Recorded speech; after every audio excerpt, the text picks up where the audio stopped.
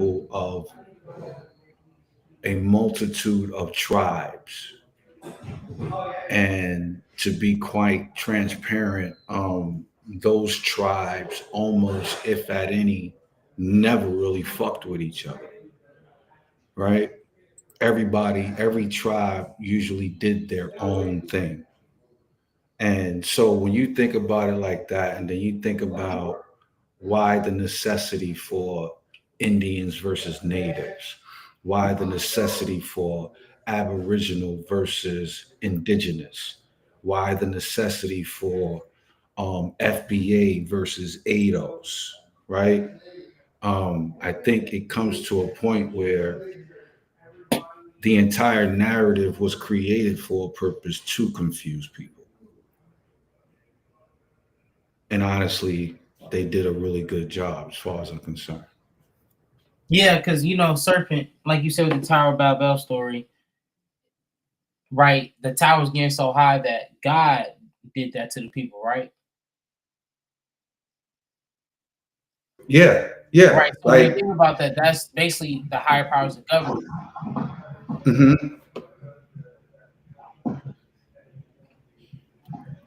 but yeah, that was the whole entire purpose. It was to confuse the people and not allow them to put all of the information together. You know what I mean? Mhm. Right. Yeah, because at that point, I want to say it was right after the flood, like somewhere before chapter 12 in Genesis. And it, God was like, it's nothing that these people won't be able to accomplish because they speak the same language. And it's just like, let me confuse their language and scatter them out throughout the earth, basically to slow them down. But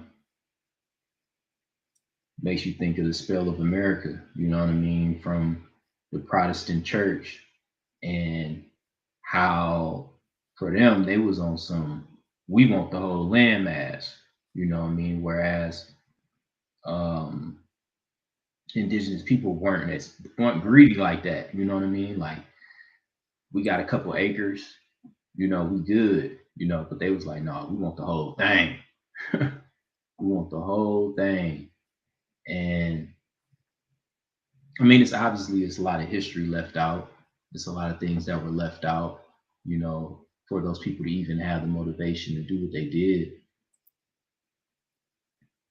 But history written by the winner. Mm. Even though they're losers, that's crazy. They can say whatever they want to say. Whatever. So I was looking at the chart and I seen that Neptune was conjunct Saturn and Pisces.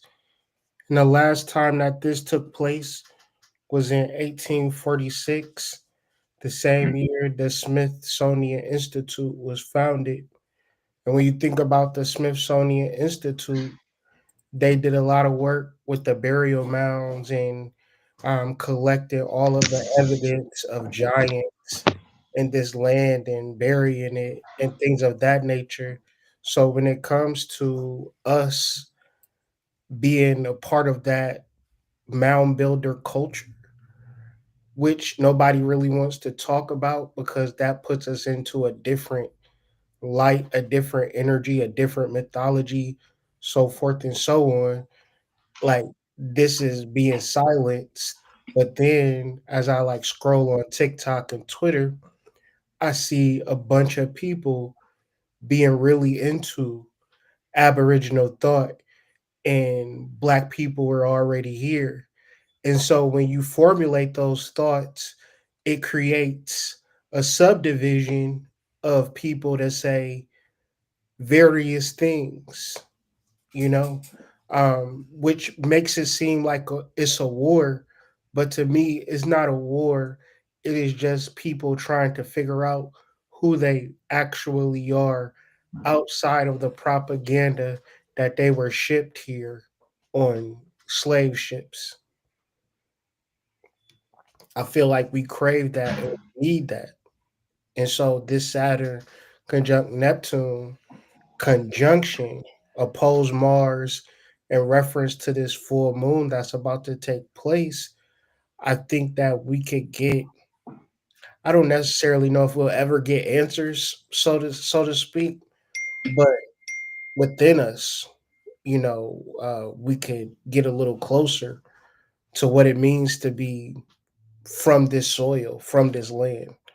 Maybe it'll be some legislation, I don't know, but or reparations movements, but we need to get the ball rolling on being from this landmass, the nationality part of it. That's kind of where I'm at with it. Yeah, and I think it's a going back to the roots, not going back to old traditions, but going back to the roots of things. And I would say first and foremost is just getting back into the clock of nature. You know what I mean? Dealing with, the procession of time as it relates to the stars and the moon and the seasons, and get off of this timeline, this Protestant John D. King James timeline. I think that would be the first thing, and to understand that. To me, it's like the past history is important to a certain extent, but I feel like niggas want to go so far back into the past that it's just like you just lost in the sauce, and I think it just stifles growth at a certain point, because it always ends up being just speculation, But like, what can we deal with that? The things that we see more mounds throughout North America than any other continent. You know, we got ancient rivers here, shit like that. You know what I mean? We got ley lines here.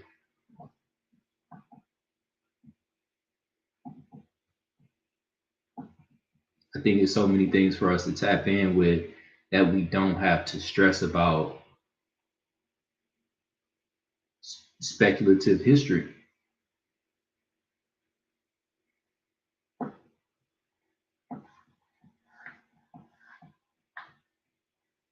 So when you say like speculative history, what what are we specifically speculating on as a collective? Because it's like, do we accept Slavery. a mainstream narrative, or do we go beyond the mainstream narrative and then you into pseudo religion now? Because Hmm. everything outside of mainstream is pseudo, Yeah, according to Wikipedia. yeah. I would say the farthest back historically, I would say is information from, like stuff from the Moorish Science Temple, stuff from people like Ivan Van Sertima, where they give you an actual overview of like the world historically. I remember it was a book called The Diplomatic Relations Between the United States and the Barbary Powers. And Barbary is Berber, which is North Africa, and it just tells about it was, I want to say, 1830s, where basically Africans controlled that whole Mediterranean. You know, couldn't nobody else trade there. The Greeks couldn't trade there. The Italians couldn't trade. Definitely the British couldn't trade. You know what I mean? They like to talk about how they were this great navy. At a point in time they couldn't leave that island. That was like Rikers for those people at a point in time in history. You know, um, and that's what I mean by like what history is valuable, just getting a good understanding of what happened before this. You know what I mean? What happened before slavery, and it'll give you an idea. Um, but just speculating on like the remains of Harriet Tubman and just what I want to say. I want to say like Hollywood black body ministry porn, that kind of stuff.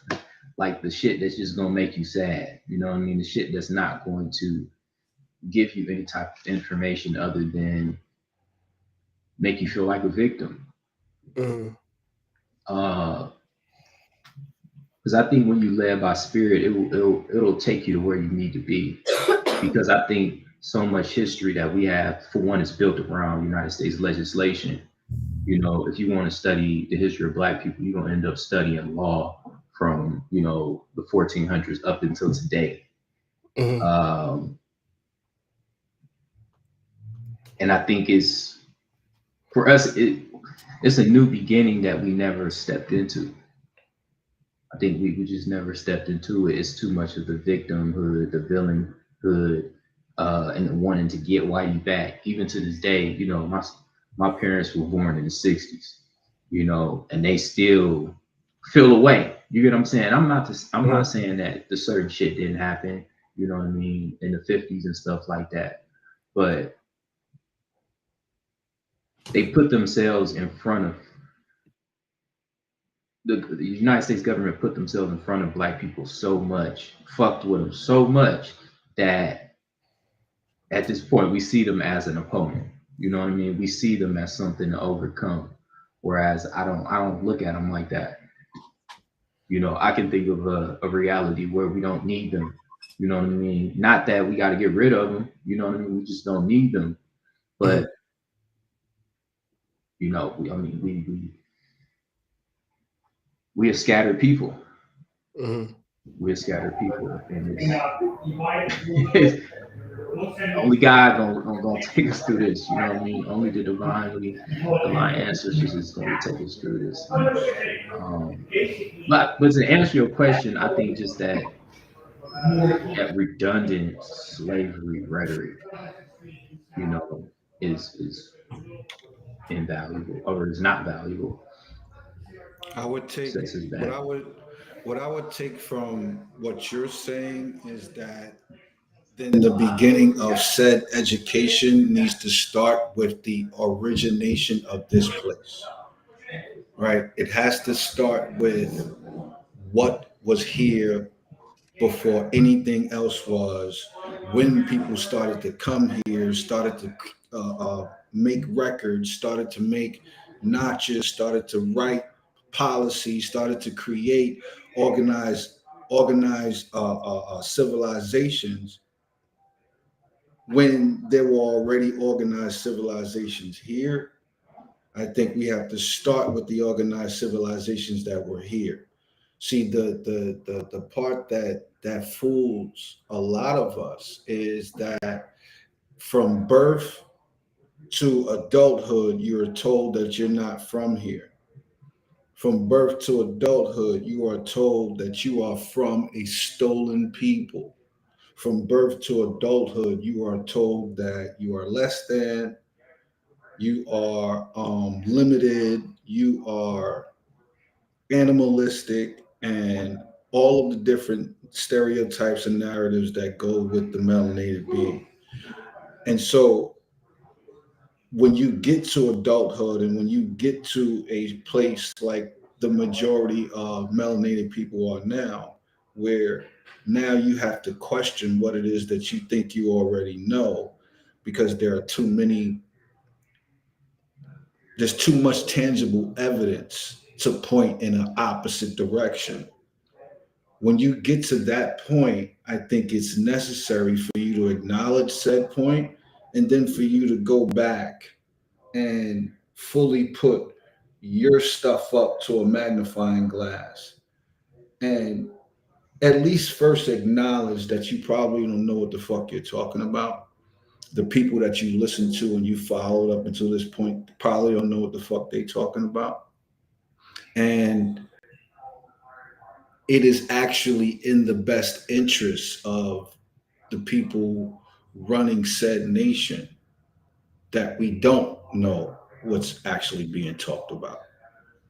And so if we can start there, then we understand that we have no friends, we have no allies, we have no confidants, right?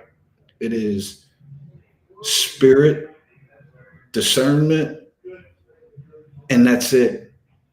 That's really it, right? When we get to that point, that's the point where I feel like the combinations of people, the different delegations of people, they have a responsibility to come together and at least cooperate with the understanding or gaining said understanding about what this actually is. I agree. It's gonna take spirit. that's being led by spirit. You know what I mean? Really getting aligned with spirit and letting spirit guide us. Because we're not gonna fight our way out of this shit. We're not gonna shoot our way out of this shit. Real quick. So I think that we at a disadvantage in so many different areas, in so many ways, because it's certain realities, right? This is West Virginia Penitentiary. This building was built in 1866, right after the Civil War, right? It's built like a castle, and it's many buildings like this. The 1858 state prison in Joliet. You talking about the 1800s, right? And they don't make buildings like this no more. They don't know how to make buildings like this no more. Like world class in America, World meaning class like architects can't emulate that shit right now. right now it's over. And so in 1863, West Virginia seceded from Virginia at the height of the American Civil War, right? And then they're just like gonna build a building. Their first go around, they're not gonna start with like some rudimentary bricks. You feel me? Like they're gonna go for the gusto, and Yeah, then they went straight to the castle. They ain't start with a shack. They ain't start with like they went straight to a castle. yeah. Only reason I know about this place because right across the street is some mounds. It's called Grave Creek Mound, and it's very Isn't it built interesting. on top of a mound too? The whole shit is just a mound, a mound park or whatever it is. It's amazing. But I'm saying all of this to say those Native Americans wasn't the same Americans of those mounds. And when we are discussing languages such as Algonquin speaking languages, you have a more propensity to have a darker skinned tribesman be a part of those tribes versus the plain Indians who, like, we about to watch a video where it's ingrained in people's mind to think that Indians looked one way. That's a issue, bro. Cause in like y'all said, it's many different tribes of Indians. You can't say throughout all of these tribes was a consistency in phenotype and ethnic traits and features. Yeah, that would just be stupid. So to illustrate my point, I want y'all to use common sense. It's going to be a very quick video, and I just want to like create a narrative based upon the fact that it's no way that 4,000 slaves turned Oklahoma into 50 lead black freedmen towns. But this is from Oprah Winfrey's network. So it's to understand the story of Black Wall Street and the Trail of Tears. Because the tribes that was a part of the Trail of Tears were the Crees, the Muskogees, the Seminoles. These were black tribes, okay? The Cherokees. Sure, your grandma said that y'all was part Cherokee at one point in time. All of this to say, when they talk about the Trail of Tears, and then they go, which they landed in Oklahoma, then the next story of Oklahoma is, oh shit, Black Wall Street, generational wealth. Let's tear that shit down. It's not about Native Americans. It's about who we truly are. So I'm gonna point one key distinction out in this video, and I want y'all to use y'all common sense because we all know Oprah is with them people. So of course the narrative is going to be as such. So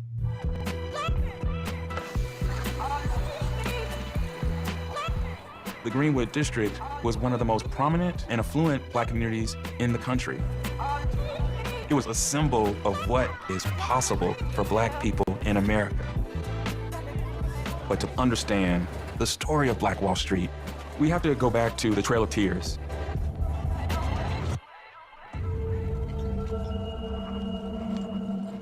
First Black people to come to Oklahoma were actually members of the Native American tribes. The 5 tribes, Choctaw, Chickasaw, Cherokee, Creek, and Seminole, were slaveholding tribes. Some of them wanted to show that they were in allyship by mimicking what the white settlers are doing. Indigenous people were affected by anti-Black racism. That process invited them into the slaveholder culture, even as they were subject to the worst forms of oppression and discrimination of themselves. When the 5 tribes signed a removal treaty, they had to remove their Black slaves too. The Indian Removal Act of 1830 forcibly evicts Native American tribes in the Southeast and transfers their lands to white farmers to expand cotton plantations. Over 100,000 Native Americans and approximately 4,000 enslaved African Americans make the treacherous journey to Indian Territory, now known as Oklahoma. The over 5,000-mile brutal and deadly removal is known as the Trail of Tears and Death. When everybody got to Oklahoma through many different ways, Black people were still enslaved here. They still were property, and they had to rebuild what the Indian tribes had in the Deep South. Pay attention. After the Civil War, you had freedmen living in Oklahoma. Did you hear that? You gotta listen. After the Civil War. So Yeah, go ahead though. But wouldn't that imply before the Civil War there were free people? Like how you get what I'm saying? Like how is it that a war happened and then all of a sudden you got some Black people that got their shit together and you get what I'm saying? That don't make sense. Yeah. And then they gonna say the Native Americans had slaves. Come on, bro. That don't make sense. Because got motivation from the white settler.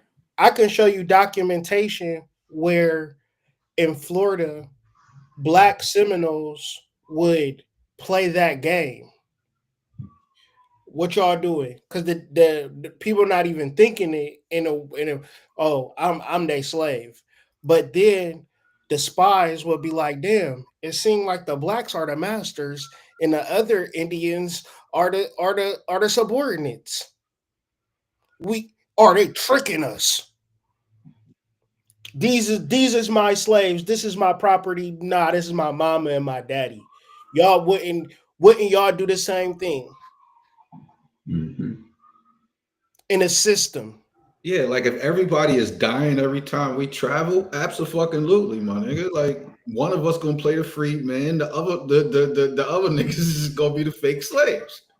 Y'all never smuggled? Never mind. I'll leave it alone. I You never had to throw on a tie when you on that roll? Oh, see, that's just me. Because you got to play a role. I'm not doing no business because I have on a suit and I'm in a rental car and I'm driving through Texas. That's a facade. I'm not a businessman. I got a trunk full of compressed marijuana.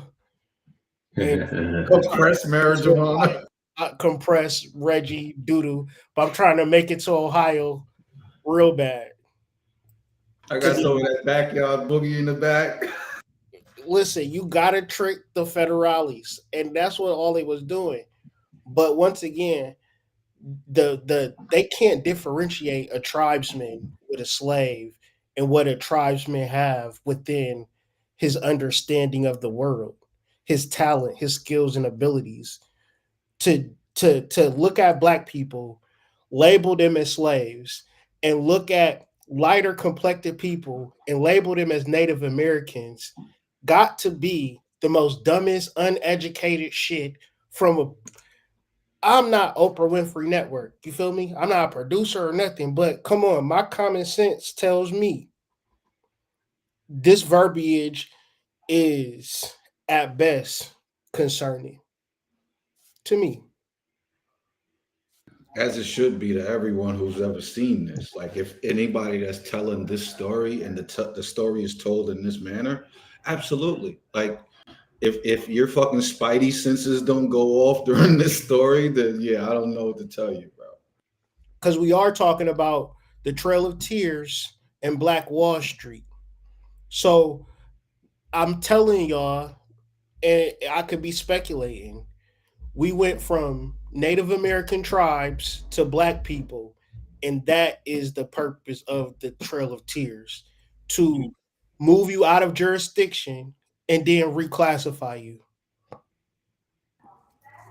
Yeah, with the wool being pulled over your eyes being the difference between you being sovereign anymore and sovereign no more. Facts. Because once you black, you ever had an Indian friend? An Indian friend get checks every month. On time. No questions asked. I had two beautiful Indian chick. They was twins, beautiful, rolling up the best weed, nice car. I'm in the back seat, like, you know what I'm saying? Like, and they was like pass arounds, but everybody knew they Indians. They get a check every month. That's why they got their nice car. That's why they always fresh. That's why they down in the hood with it. But at the end of the day, because you black, you don't get a check. You don't be able to build a casino because you are black. Because when we talking about this shit, right? Niggas gonna circle around this shit and be like, oh, we need to stop fighting, but yet and still, they are cutting checks every month.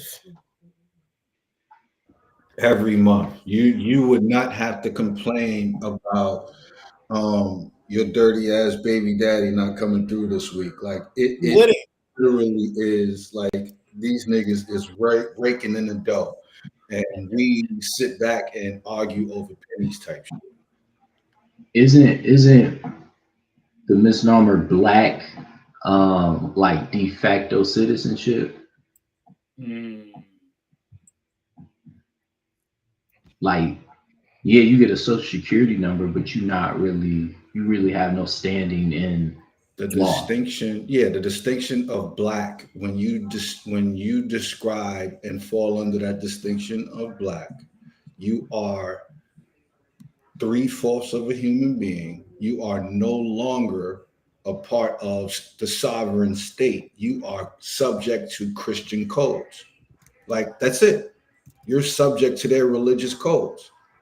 When you call yourself black, when you check that black box on that fucking application, you are subject to 3/4 of a man, 3/4 of a human being. That's what you're subject to. Every time you call yourself black, you disqualify yourself, essentially. And niggas, I'm telling you, all of this Africa shit, everything that you think it is in reference to, if we gonna get down to the bare bones of mound builders, Algonquin languages. Your parent, you being from Michigan, you being from Ohio, you being from New York, you being from Illinois, Chicago. Once again, unless, like, it could be a granddaddy and a grandma, you better know that your grandma and your granddad migrated here from they say they migrated here from Alabama, right? They're gonna tell you that, right? They're gonna tell you that shit, right? Mm-hmm. Why did they come to Ohio in the first place? Why couldn't they be coming home from what? The Civil War, right? Where they was sent there from where? Home, right? They was kidnapped. Y'all never heard of the underground or the reverse Underground Railroad?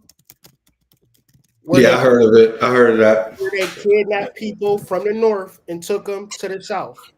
You know, so it's interesting, in the book of 2 Kings, there was a lot going on in the Bible where, you know, it was like Game of Thrones, you know what I mean? Jumping in windows, stabbing motherfuckers in the stomach. It got real crazy in 2 Kings. But a lot of stuff happened where they went into different states, for lack of better words. Like when the king was like, "This is about to be my shit," they got a bunch of people, took them back to like, you know, I'm gonna just use words that we know. So say like I'm the king of Ohio, and I'm like, man, I'm about to take Wisconsin, I'm about to take Michigan. So I'll take a bunch of Ohioans with me, right? And dump them into Wisconsin and Michigan, and then take all the people in Wisconsin and Michigan, mix them up, and then take a bunch of them back to Ohio. And it's just like you just scatter the people. You know what I mean? You put them in places, you separate them from family and stuff like that. And it's literally like you don't know where you at, you don't know where your family at. And I also remember hearing like people from like the northwest of the United States or northeast of the United States being switched around with people from like Cuba and shit like that. Yeah, that connects with the misnomer or the misdirection of slaves coming from Africa as opposed to coming from the Caribbean, right? Yeah. In the King's Philip War, the purpose of that war, they took the Indians and sent them to the Caribbean. So you never going to tell me a point in time where the origin is not America, right? You're never not gonna unless you're talking about Christopher Columbus, Mm-hmm. him, but he didn't even come to the main. He never even touched the mainland, right? Mm-hmm. So all points of slavery comes from, yes, us, but we didn't come from Africa. It was intercontinental slavery Mm-hmm. along the Mississippi and Ohio and where you at, Susquehanna. The Susquehanna, yeah. These are big ass rivers that what can hold ships. Mm-hmm. And can transport a lot of people at one time. At one time, very easy, not 3 months. Have you ever seen the Atlantic Ocean tidal wave? Yeah. You imagine putting 1,000,000 people on 1,000 people on a ship and thinking they all gonna survive across that shit. Dog, you would have had to motherfucking force me to be on them damn boats in the 1700s. I'm not ever doing that shit, bro. That shit is Ever. retarded, bro. Ever. You know you're gonna have to deal with a fucking a sea storm, nigga. You really, Mm-hmm. Mm-hmm. you really acting like niggas was just doing that all the time? Nah. And if we base it off the picture we saw from old boy who was talking about the boat, like that makes it virtually impossible. How y'all gonna have bags and people on the boat? That just don't work for me. So once again, we are dealing with the narrative as opposed to a fact that Aboriginal people have existed throughout the whole world, and the majority of them have been dark skinned. Mm-hmm. So it isn't that all dark skinned people are from Africa or shipped to other places by white people who only came out the cave in 1480 something. Out the cave. You know? Learn how to talk. Learn how to talk. Like, just learn how to talk. Like They these niggas just just getting out started of the putting bubonic sentences plague. together. They Yeah, they just just getting out started of putting that. sentences. Yeah. A third of all Europeans, because of rats and living in filth, right? They're just getting out of it. And what angel had to come fuck with John D, give him the Enochian magic? So what? He can defeat the Moors or the Spanish Armada. Mm-hmm. When they say Spanish, gotta understand they're talking about black people, because the concept of race don't even start until around the 1700s. It start going in the 1700s when they have to figure out a way to strip the Moor from his birthright and from his land. So therefore, we're white and we're black. I thought you was Polish. I thought you were from Scotland. No, we're just gonna be white. What about them? They're black. Just keep it going. Negro, color, and just keep it going. Because once again, we about to get all of this land, my nigga. Our family is going to be straight. A white boy telling another white boy in 2025, our daughters is going to be walking around this bitch like they own this bitch because of the sacrifices that we making today. All you have to do is call them property or call them by a title other than who they truly are. That's the one thing that we got to make sure of. Y'all remember the what's that movie that Martin Lawrence was in? Black Knight. Yup. We kept calling them a Moor. Yep. Mm-hmm.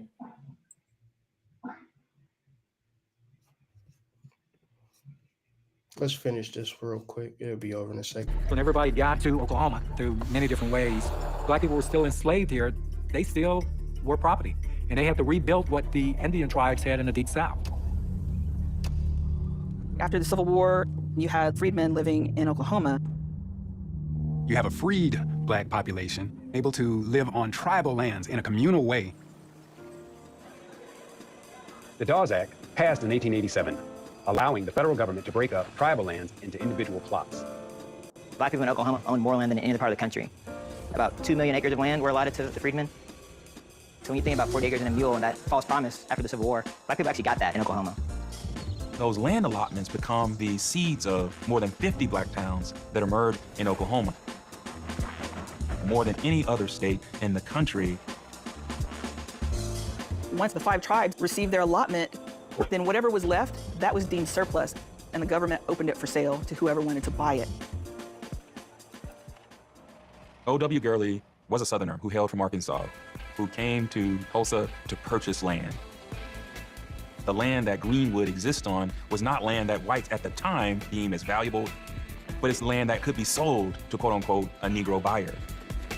Gurley purchases an allotment of land. His goal was to incubate a black community. O.W. Gurley opened a grocery store on what would become Greenwood Avenue.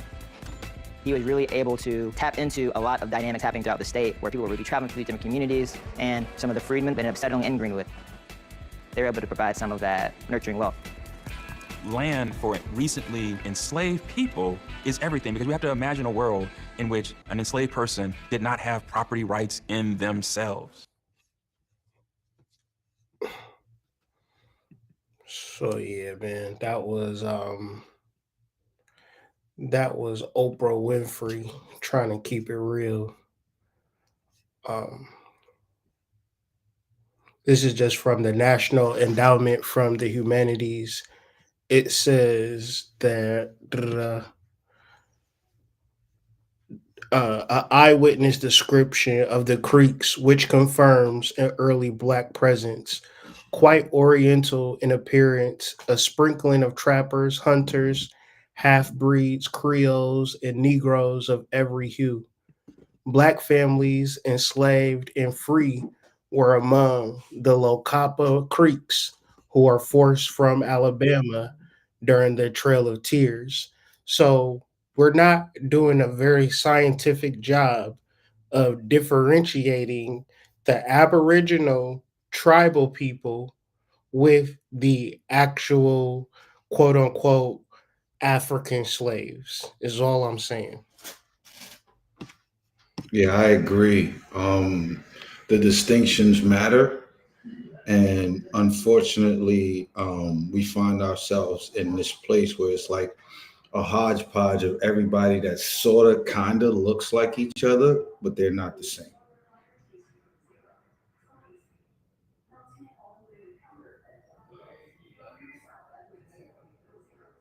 You know what? Talking about Tariq Nasheed, what's your views on Tariq Nasheed? Because he's got this thing called Foundational Black American. Yeah. What is that about? Because I feel like that's pure division, if I'm not going to. It is. But I get it. I don't agree. Go through this. You want to play it like minute by minute or play the whole thing? 4 minutes. I couldn't hear you, big bro. Yeah, let's do minute by minute. All right.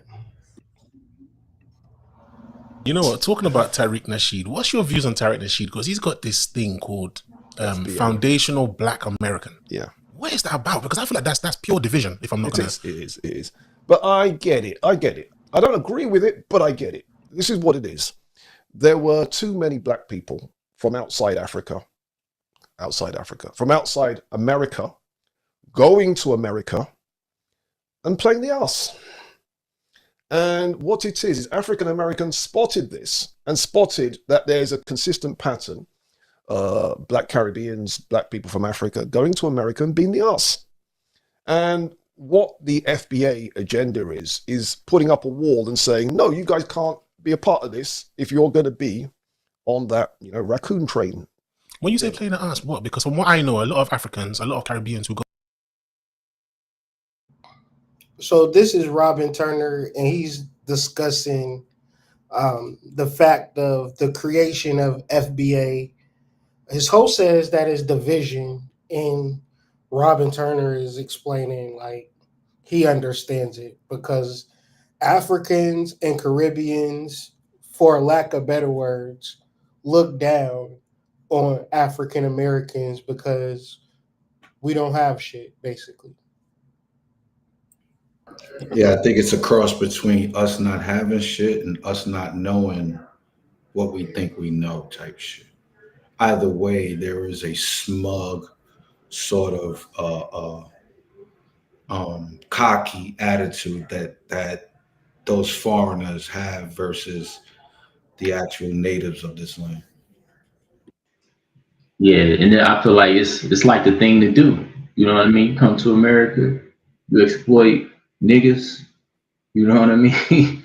You get some type of subsidized housing or check from the government, and you on your merry way in the land of milk and honey.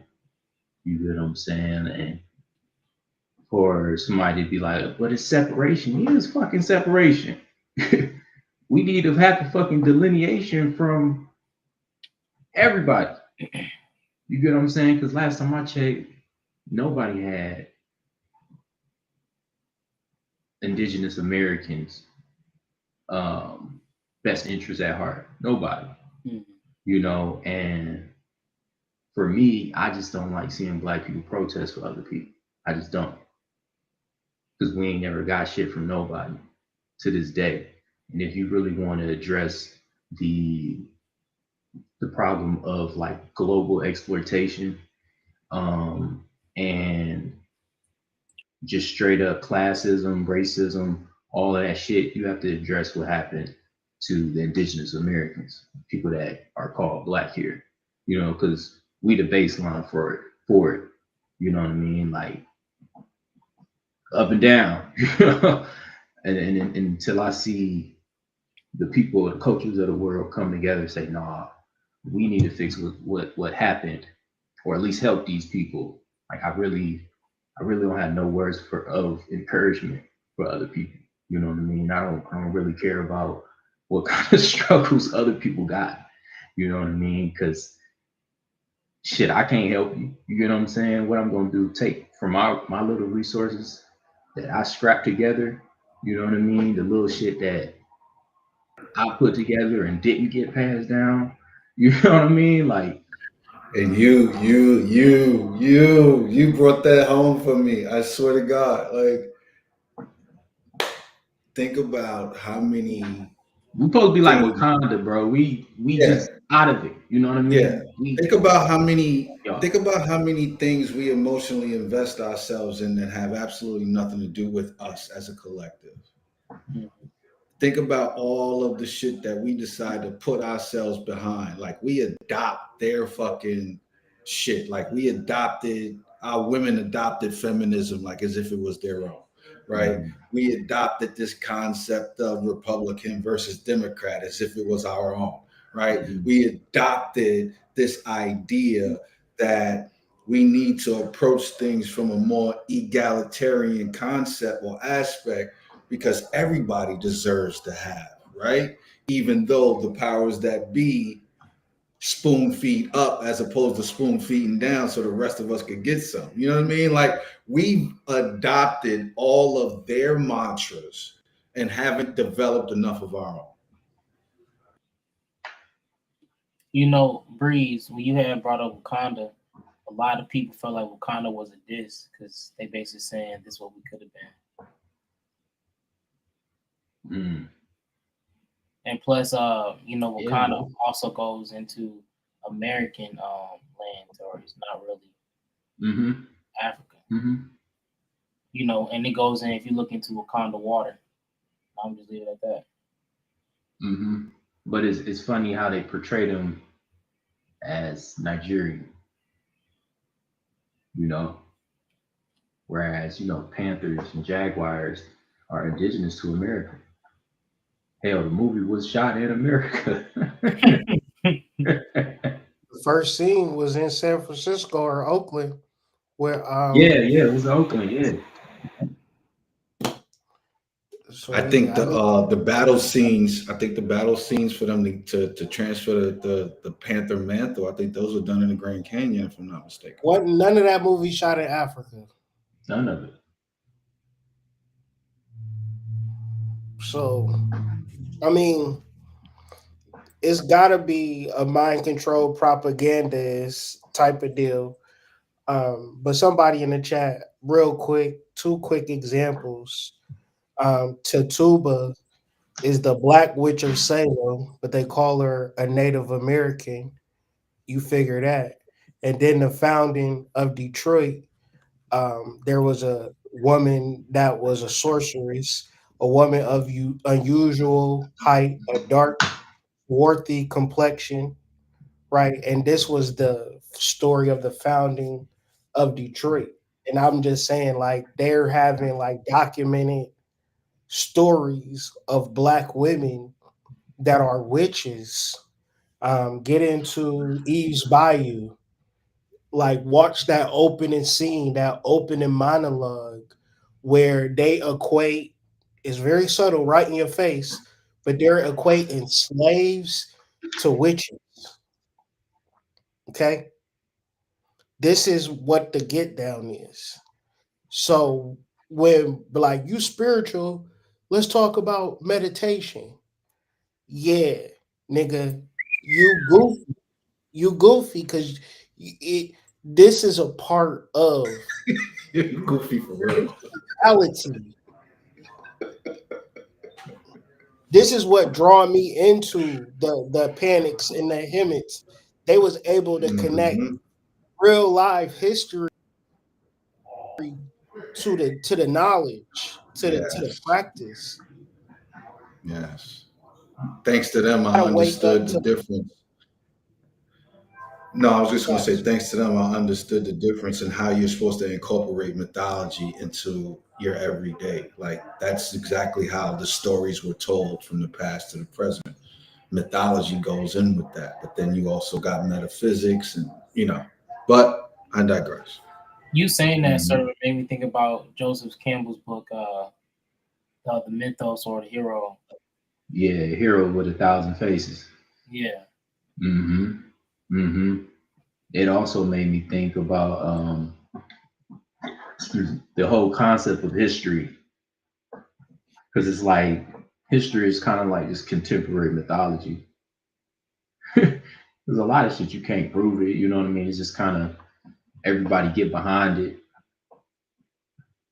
And this shit's been around for so long that you don't need a reference for it. But that's where the whitewash came from. And we have to like really look through that. Or the better word for it is I think I'm gonna say, or I'm gonna butcher it, but found constructional critical race theory, some shit like that. Mm-hmm. That's actually the nicer way of saying whitewash. Yeah. Like I never use the distinction blackballed. I call everything whiteballed. So.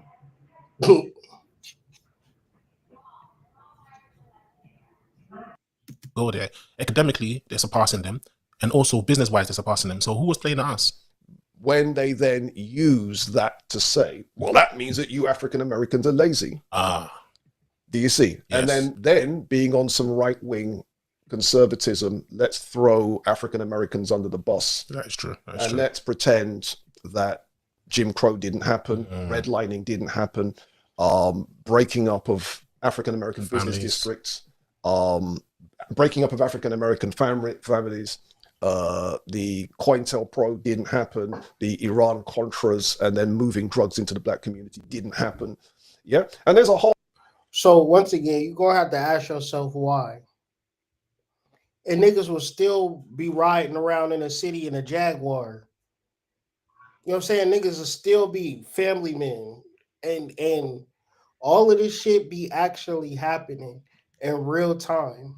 And it's like, shit, not to be a victim or anything, but all of these actual things is really happened in reference to black men and women, and why.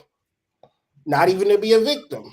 Just why do you think all of these things have happened from slavery on down up until now?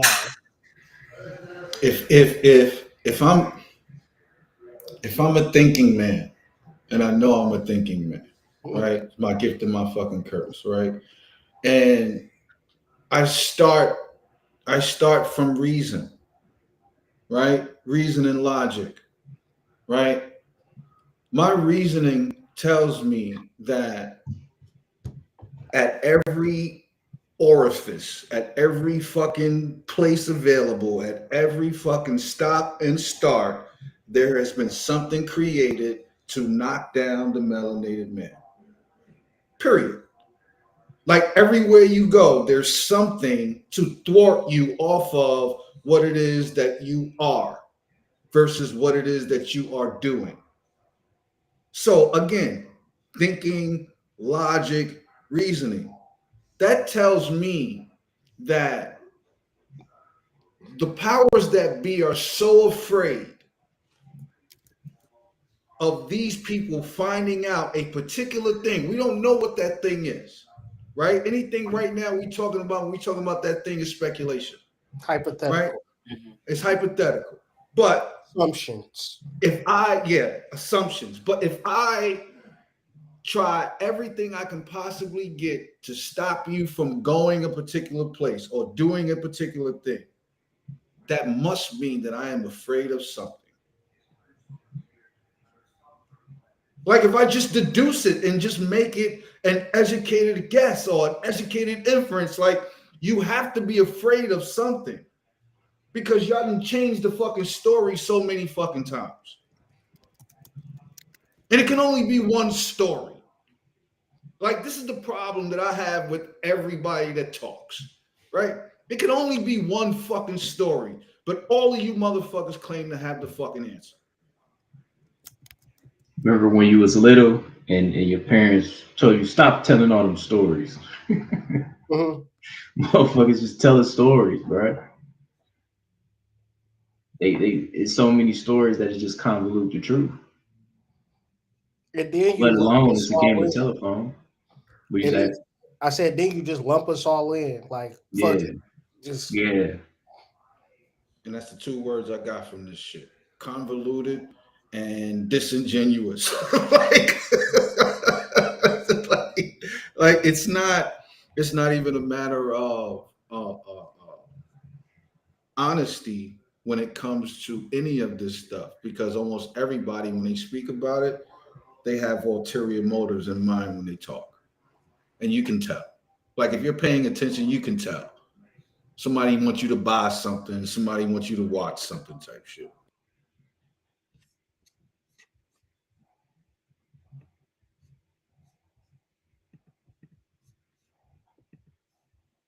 Oh my bad. Bless you. Thank you. That's true. The COINTELPRO. Yeah, and there's a whole list of things continuing right up until now that the American government has done to African Americans. And so for those black people recently arrived from outside America, you all didn't face any of that. So of course you're going to be doing better than African Americans. Yeah. But what's happening is a lot of the people outside Black America don't respect that. And so while I'm not about division, I can't pretend to not know why Tariq Nasheed said that. Yeah. I can't pretend not to know why some other people are running with ADOS. What's that one? ADOS, American Descendants of Slaves. Okay. They're on the same agenda as FBA, trust me. But they're separate. Well, one is run by Tariq, one is run by somebody else. I think there's somebody else is Yvette Carnell, something like that. Then you got the Black Hebrew Israelites, and you got the ones who say they're Native Americans and they were there before. Sometimes I just feel it's like there's too many categories and too many. See, my thing is when you get to that particular point, then you start expanding into, oh, see, now we're getting too far. Y'all was already here. Like, y'all had an identity before. Y'all don't go with the mainstream media. It's just like, as soon as you mention that, it just makes niggas twinge a little bit. They like, you not about to give me the red pill. Stop. Let's rephrase that. Get that damn red pill out of here. Yeah, I think that's interesting too, though, because it's kind of like, well, niggas don't say what they want. What? You're not descendants of slaves? Yes, you are. Right. What the fuck? Right. Like that was the only thing you could have been doing. And what type of mind control is that, right? And it's like, damn, because I went to, like, I'll be at the cemetery a lot, and I'll be looking at like certain plots that have like a whole family, like one big like tombstone, and then like it'll be a mom, dad, and then all of the kids, right? And I'm thinking like, damn, what would I had to do to be a part of something like that? You know what I mean? Like, it's just so foreign to me, because it's like, when you get old, you don't realize it till you get old. Like, damn, you really need family out here. Fuck everything else. Yeah. And all the shit we talk about is cool. But the thing that was going to make it to whereas you was going to make it or break in life is having a support system to say, all right, shit, I don't want to work for a couple of years. I'm going to go at my mom and dad's house, which is a big ass house, and go in their basement and build my business up or whatever. Niggas got to figure it out from the moment they turn 16, right? And it's like, shit. Africans, everybody across the board, I feel like, for me, and maybe it's just my bias, because I even know there's some strong Aboriginal families out there, but it just seemed like we lost in that aspect in the diaspora in this particular continent. There's no strong familial bonds.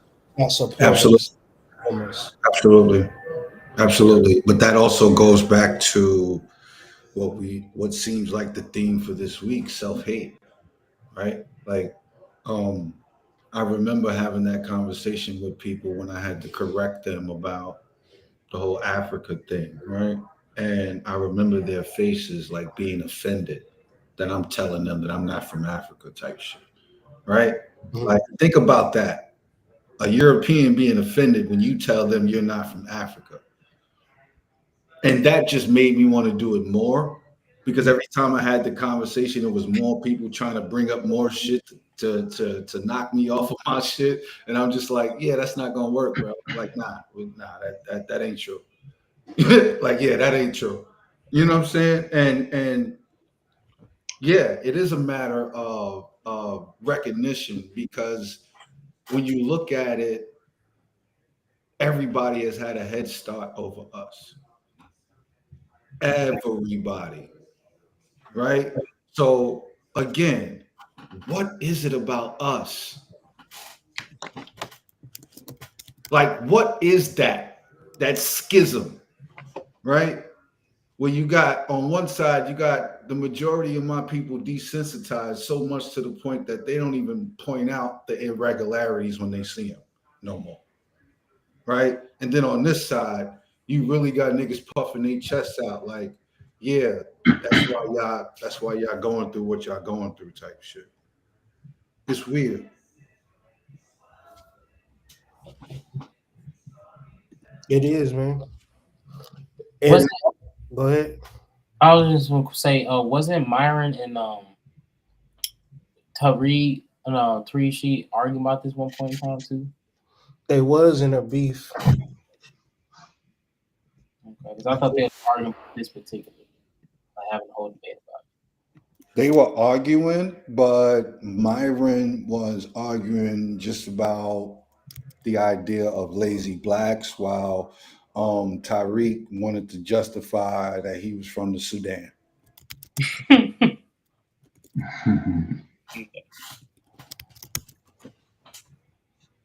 Yeah, I remember he said, immediately, I better start doing Uber. Oh, man. Yeah, this shit get wicked, man. Groups to like really know what is really going on.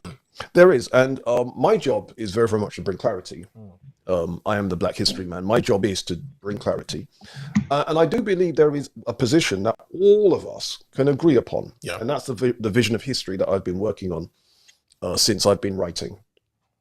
And it could put the FBAs, the ADOS, Black people from outside America, Black people in Africa. I've just spent 2.5 weeks in Ethiopia.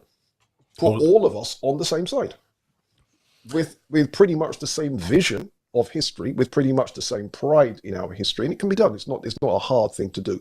But I do understand and respect the differences, because I can see why a person from one country doesn't see it the same way as a person from another country. Yeah, I agree.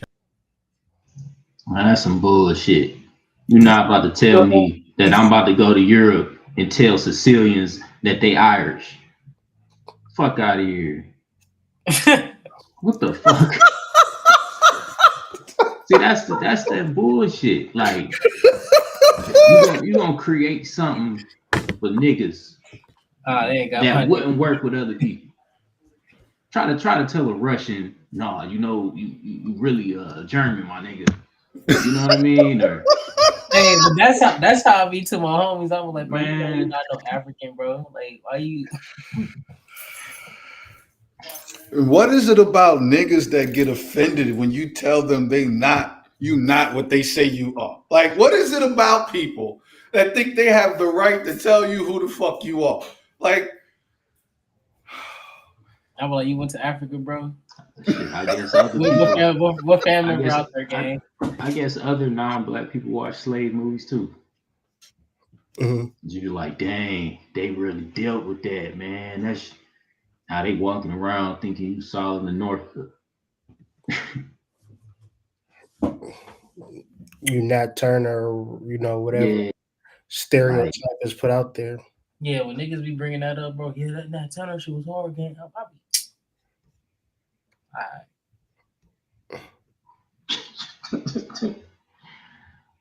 What was he talking about, man? Pan-Africanism? Yeah, that's what he was talking about. He was talking about what he's referring to.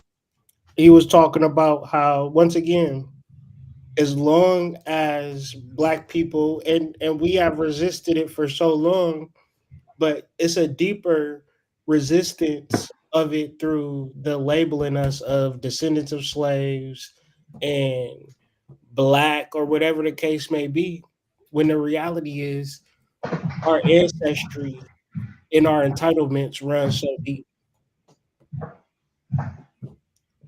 So just to lump us in with something is not going to get us no bread. It might be a good story. He might sell a book or two.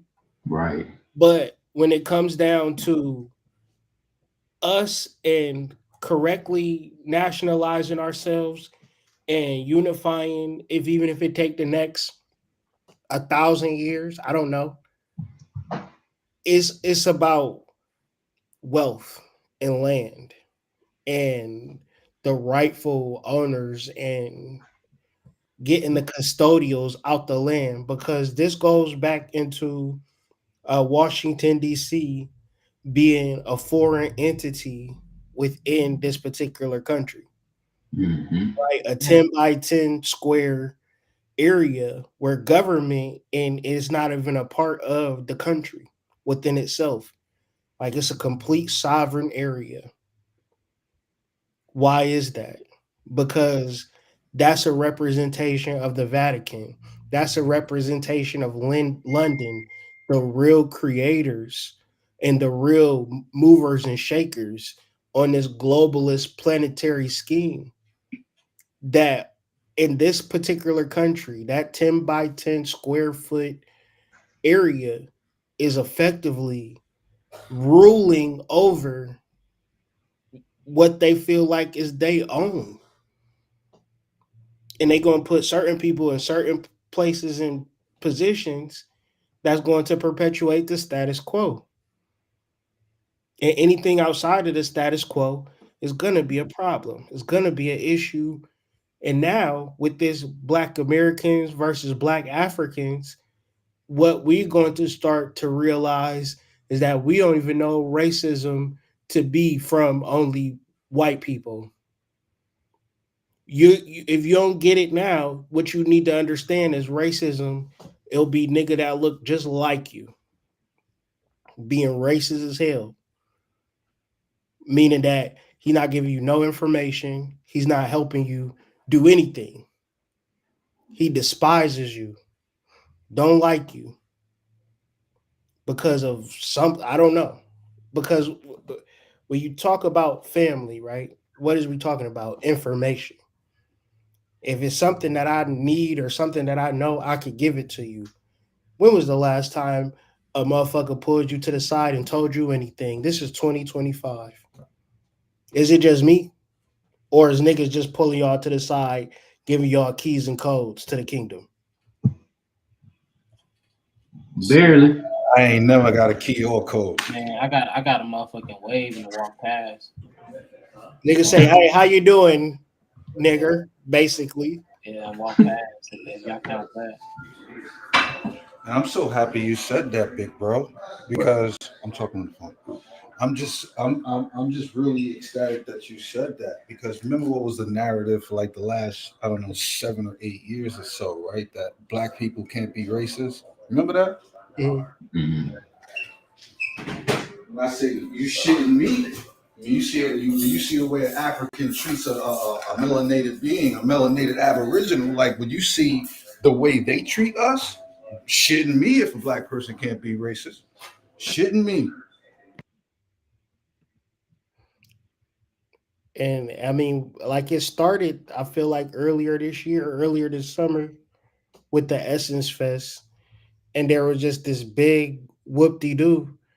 Whereas the people that went was disappointed for various reasons. But one of the main reasons was there was a heavy African presence, which their justification behind this is that the owner of Essence is an African, which is like if I'm a baseball team and I buy a baseball team and it's the fucking Blue Jays, do that mean I could just change it to whatever the fuck I want to change it to because I'm the owner?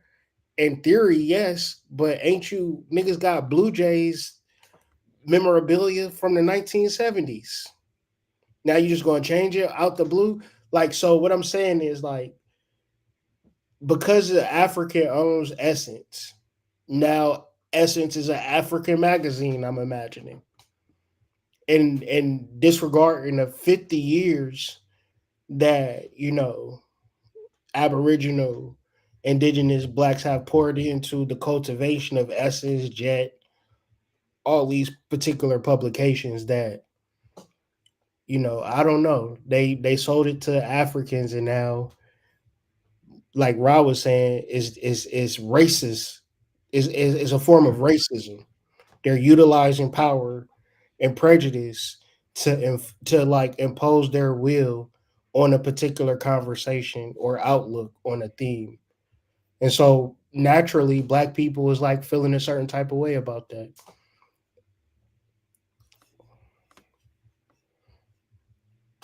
My question is it cool for Africans to change it to how they wanted to change it? Or should it be rooted in American ideologies and stick there.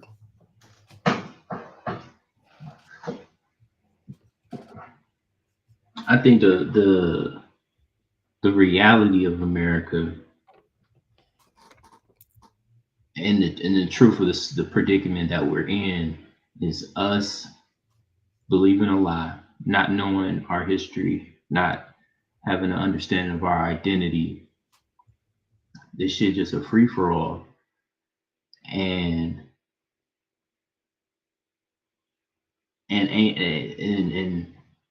that's the only reason why people come over here. You know what I mean? Like the whole concept of multiculturalism. You know what I mean? What all the things that are multicultural were exclusively for Black people, the misnomer Black people. You know what I mean? Negro, colored, Black, whatever you want to call these people. All that shit was for them, you know. But over time, it was just like, okay, we're gonna bring in people from Kenya. We're gonna bring in people from, you know, Grenada. We're gonna bring in people from, you know, Ireland. All these other people came in, and then it's like, oh, we're gonna make it multicultural. You know what I mean? It's a street. Well, MLK in Cleveland, and it cuts through the east side of Cleveland. And for people that don't know, the east side of Cleveland is the Black side of Cleveland. And Martin Luther King Boulevard is also called Rockefeller Cultural Garden. And as you ride down this street, headed towards Lake Erie, all you see is flags from different cultures. Swedish flag, Croatian flag, Armenian flag, you know what I mean? And they haven't even finished, to this day, they haven't even finished the African American area. They got the Pan-African flag there, you know what I mean? And it's not even finished, you know what I mean? Mind you, I'm 33, that shit's been there my whole life. But like circling it back to what I'm saying is, it's our lack of identity and, you know, the multiculturalism, you know, that displaces everything that was put into place for us. And I think anybody that is, you know, from another country that comes here, they come here specifically knowing that they're going to get here ahead of somebody.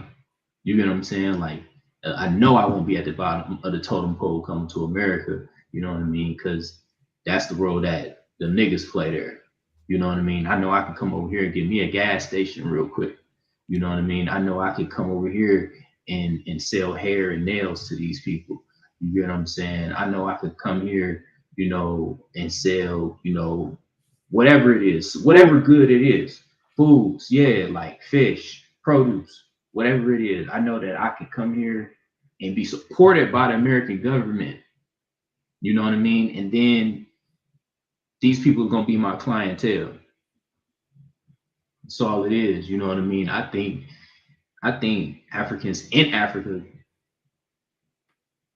think more highly of us than motherfuckers that are here. You get what I'm saying? Because if you here, nah. I mean, you like LeBron James, you like Megan Thee Stallion, but you don't like your average. You know what I mean? You don't like your average Black person working a 9 to 5. You know, with student loan debt and stuff like that. They don't give a fuck. Like this shit ain't even. It's not complicated, you know. But until we can come together, besides all this weird shit that these people is trying to put together, you know what I mean? Ain't shit gonna happen, you know what I mean? Like, and it's probably not gonna be in my grandkids' lifetime. You get what I'm saying? Like, but it gotta be motherfuckers really wanting to make a sacrifice. You know what I mean? And wherever state you from, your family from, don't leave. Flourish there. Make a plan for your great grandkid to be the governor of the state. You know what I mean? Like, can I add a subtitle to this live? Yeah, go ahead. I just want to add a subtitle to this live. All skin folk ain't kinfolk, damn it. Fuck, man. But what James Evans said, he said, with his pigmentation, you can't give him no consideration or something like that.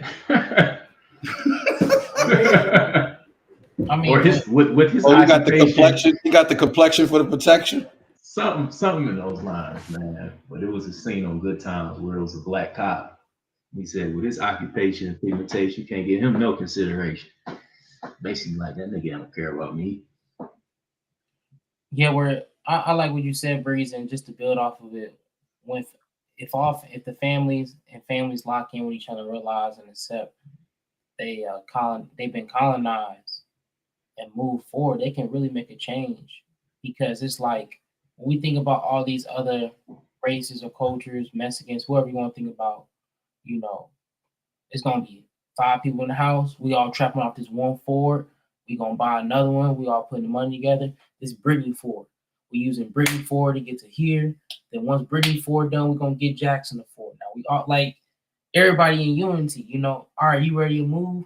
Well, we're gonna get a duplex. So one of y'all can live on the other side, and y'all can be here and y'all can live together, help each other out. You know, sooner or later we're gonna buy this duplex. Like, we gotta start thinking and moving like that with our family, because it's like, of course, we can try to build with other people, with other communities, and that's cool, but everybody gotta be on a certain level, right, of meeting each other somewhere. So it's better to start with your family first, because most of us are not even at that meeting place with each other in our families. Yeah. I say each one got to start with their own personal community and ingratiate yourself in said community. Therefore, you can understand the concept of community. And that way, when it comes to a point of joining forces with others and cooperating, it wouldn't seem that far-fetched to understand how important community actually is. Yeah, I mean, if you got your family and you know what I'm saying, y'all all got houses, y'all all got jobs, you know what I mean, y'all all separated, and that's the goal. Best believe. If you taking care of yourself, your household, that's the goal. You struggling because that ain't normal. Other races are going to move in unity. And so the problem I'm always like realize like I'm like you can care about black people up until a point where they got to care about themselves, you know. So it's like it almost seemed like a fairy tale. Unity, black unity, truth, truth to power, things of that nature. Because we can't get to the truth because people who look exactly like us is going to be like, yeah, ain't y'all the ones that came off the boat? Where y'all from? Ghana? We don't know. Y'all from Congo? We don't know.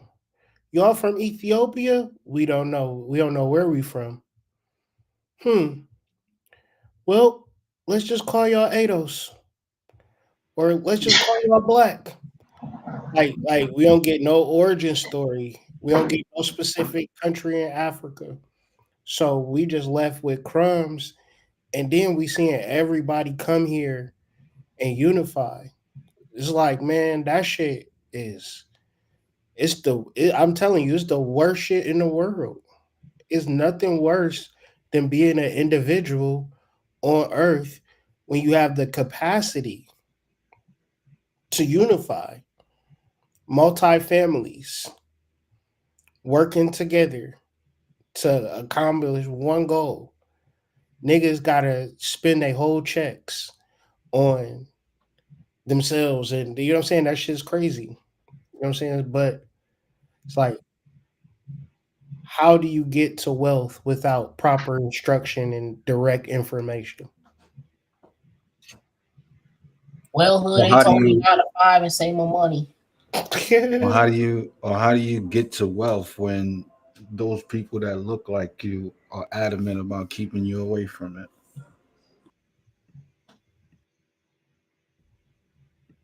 I remember a lot of like the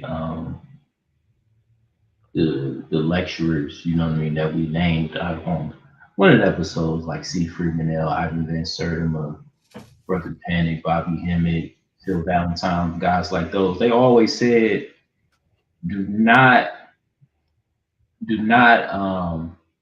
let them pull the wool over your eyes and say, oh, we are the world, you know what I mean? We are part of this world, you know what I mean? Like other people actually got your back. Cause I mean, truth be told, you know,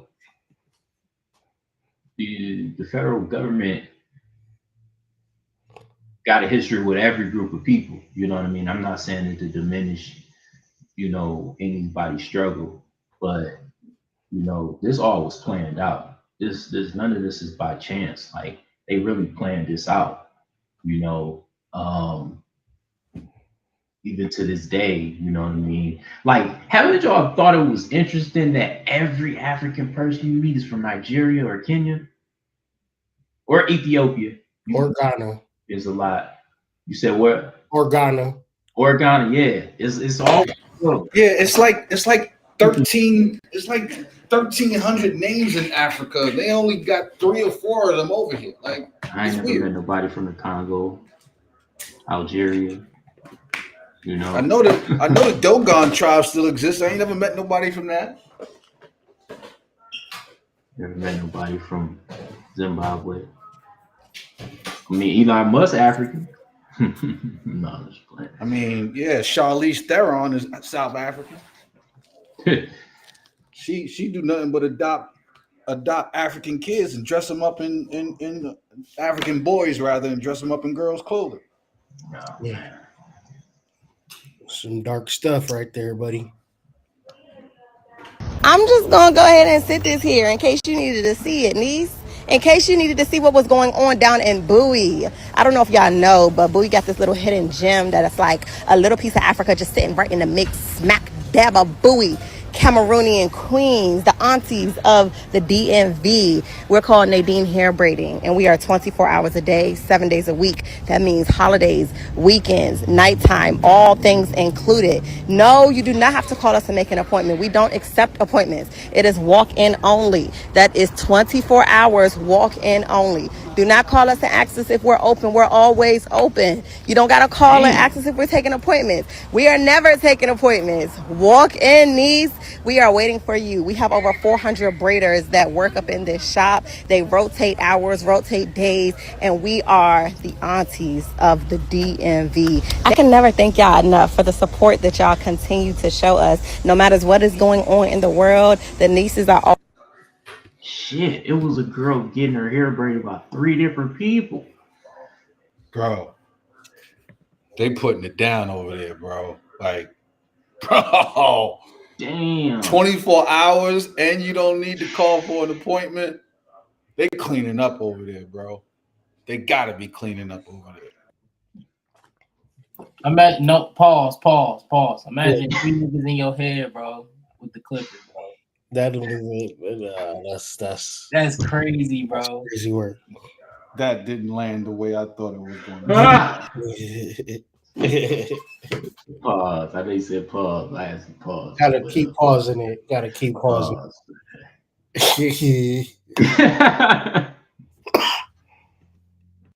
That shit was an indefinite pause, nigga. in the audio, my God. Oh yeah, it was. I was just playing it in the background.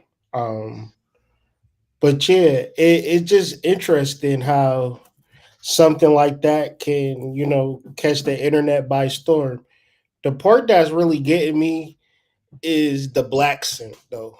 Now that I know that this is happening, I can hear the African undertone in the dialect. You feel me? And it's like, why just speaking your regular voice? Don't be like, cause your clientele is not Cameroonian women. Let's be real.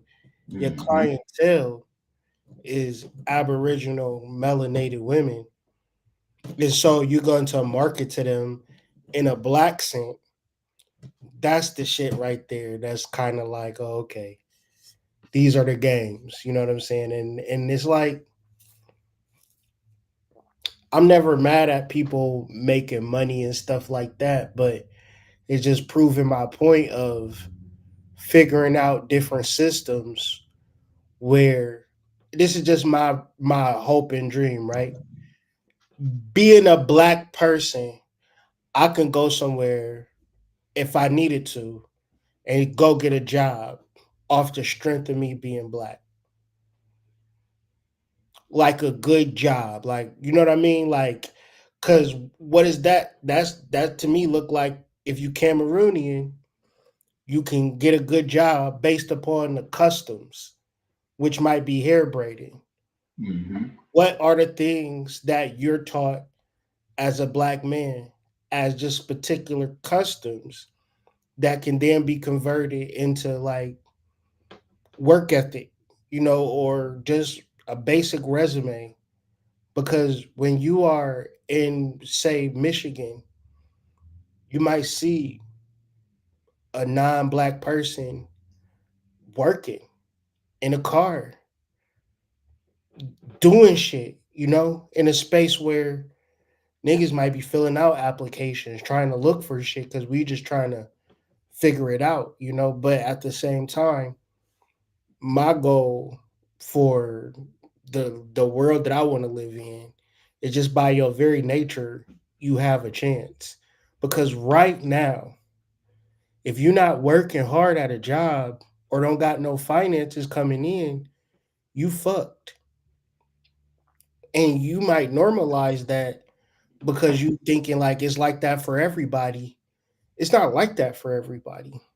It's a such thing as being a human being and having to sort out your wits in. So what niggas is, motherfucking niggas is psychotic, bro. They working from sun up to sundown.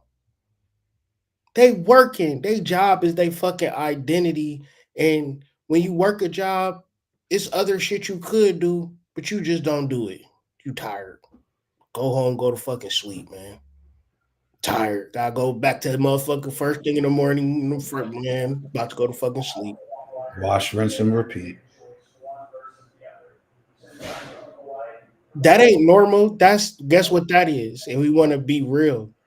Like Yeah, that's NPC slavery. You just choosing your own game to play.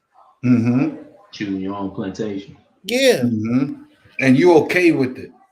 You're okay You're with not it. mad about it. And it got you got to start thinking about plantation life for melanated people in the 1700s. Mm-hmm. It might have been bad on some plantations, but I'm pretty sure it wasn't bad on every plantation. Nah, not when some niggas was leaving plantations and going and copping plots of land like that. Right. Exactly. Exactly. Tell that lie to your mama, nigga. Because I'm not here for that. You know what I'm saying? You still gonna have to explain to me the distinctions between freedmen and slaves. You know what I'm saying? Right. Even though I know what the definition is, still there's a huge swath, a gap in there that goes from slave to freedman. You're gonna have to break that down, player. And that tells me that is the inception of the Boule. Those freedmen. You know what I'm saying? Like it's between the freedmen and the mulattoes, or how do they say biracial? Yeah. See all of these different distinctions: mulatto, Creole, biracial, Creole. You know what I'm saying? Like, you see? But I'm gonna tell you, I was looking at this shit and I was like, we was talking about it. That was the thought that came to my head, big bro. Mm-hmm. In order for this shit to happen the way it's supposed to happen, it gotta be a group of niggas that is in bed with these white motherfuckers, man. Mm-hmm. Mm-hmm. Period. History repeats itself. Period. That's what happened in the past. There's no other way for the Boule to exist.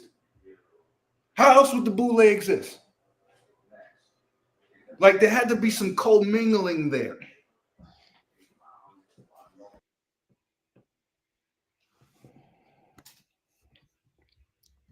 So it's very it's a very interesting dichotomy that we always find ourselves in, where it's like shit. Oh, I know exactly what I'm about to bring it into. Because another thing that y'all had me thinking about when y'all was talking was the Agent Smith effect. So the Agent Smith effect in the movie Matrix, Agent Smith has the ability to enter anybody at any time, and that often happens when the Matrix is threatened by Neo. This scenario is a reflection of our real world. Most people, I'm gonna skip. Most people have had Agent Smith Matrix programming since birth. These programmed people become the guardians of the Matrix, protectors of the code, the police of mind control, and the enforcers of the indoctrination, which holds together our false concept of reality like superglue. So once again, we what's happening, and this is going to make a lot of sense to people because this is what's really happening in real life. The closer you get to the truth, the more people in your family start acting weird as fuck. Okay. So therefore, you having to recalibrate and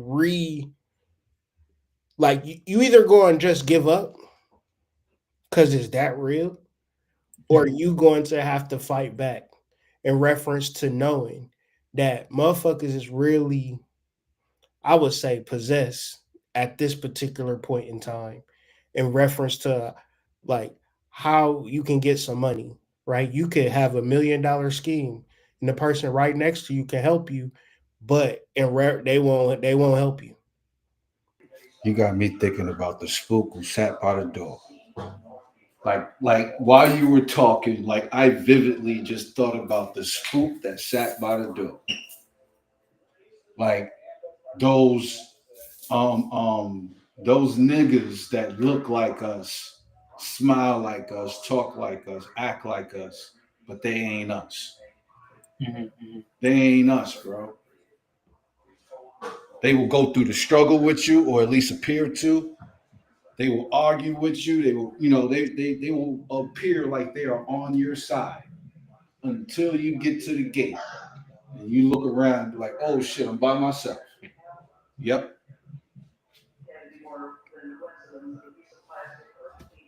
Like everybody wasn't in those marches for the civil rights movement.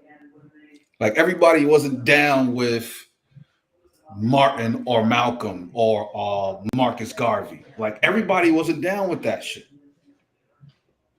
And melanated people need to be honest about that, bro. Mm.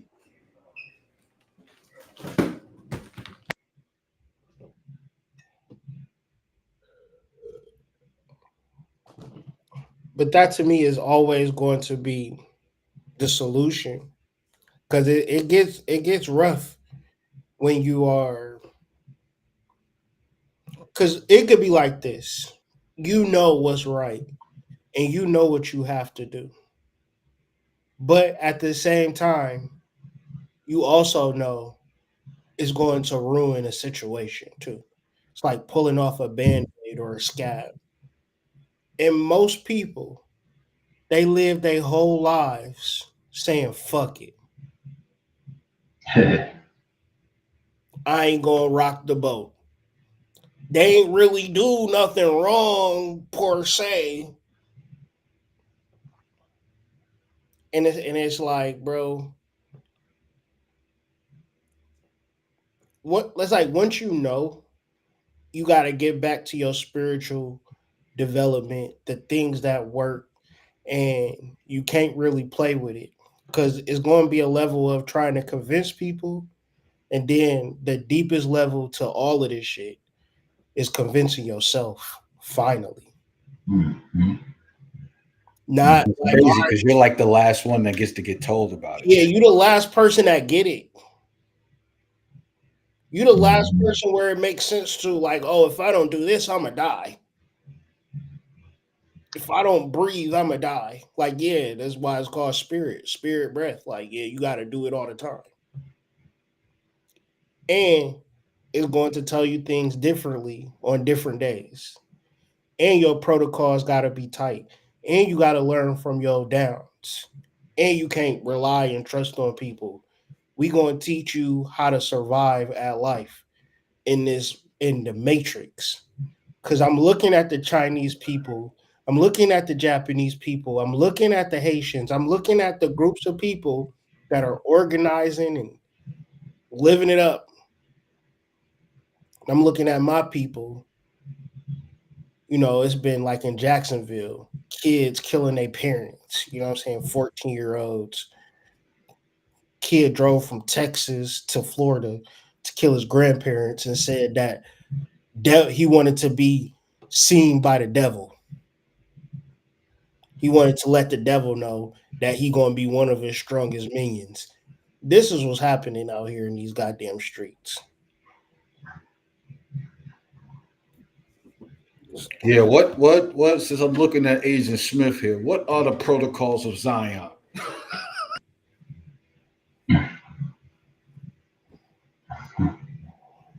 You can't really expect nothing from nobody because you don't know who an NPC and not an NPC.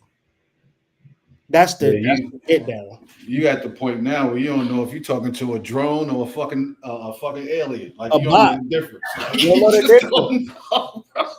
Is you sentient life or fucking artificial intelligence? Yeah, like is you Nephilim or like fallen angel or yeah, like I don't even like it's the sex, bro. It's the SECTS, right? SECTS. It's the sex. It's the different sex that confuses the world, bro. It's the sex, bro. Like there's just too many of them for people or our people to be able to ingratiate all of this shit and still learn about ourselves at the same time. Like, now we got to get rid of all of that and just focus on us. Like, at the end of the day, like, stop being a nice guy. You know, stop thinking that morals go in hand with what you're supposed to do with other people as opposed to what you're supposed to do with yourself and your own people. Like, we're at that point now. There's no more. It's game over. And if you haven't picked a side, the side was picked for you.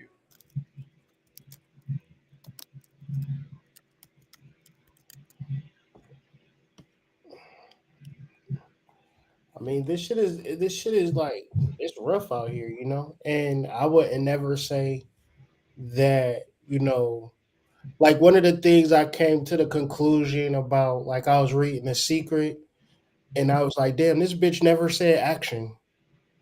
All she had to say was action. She never said action, bro. She just was saying all of this shit had to happen with no action. And if you can utilize all of the metaphysical shit you want, but if you're not gonna actually embody it or do it, like we're not getting it right. It's like this world is subjective, but it only corresponds to your actions. It don't correspond to your emotions. Your emotions is just the gas, right? The energy and motion. It's not like it's not the vehicle. Niggas be like, damn, bro, what kind of gas you got in that bitch? Like, they never said that when they seen the Charger. They ain't never say that, bro. You hear that bitch? This nigga has some different type of gas in his whip. Never. Niggas never said it. Niggas never checked on the petrol. Nah, yo, niggas never built a statue for a nigga that felt deeply about some shit. This statue of the nigga who was thinking deeply on what he should do on Friday. As a matter of fact, niggas don't even reference the thinking statue. Nah, even the thinking statue had to be made by a nigga who actually made it. Niggas couldn't think to make that shit. We gotta be real about this shit. So I'm like shit. It's like, bro, I can see a world of material missing one key component: action. Mm-hmm. All of the metaphysical shit from the early 2000s, we was trying to use our brain power like a motherfucker. Yeah. We ain't want to do shit for some reason. Now I read that shit and I'm like, bro, I'm not about to waste time with none of you niggas.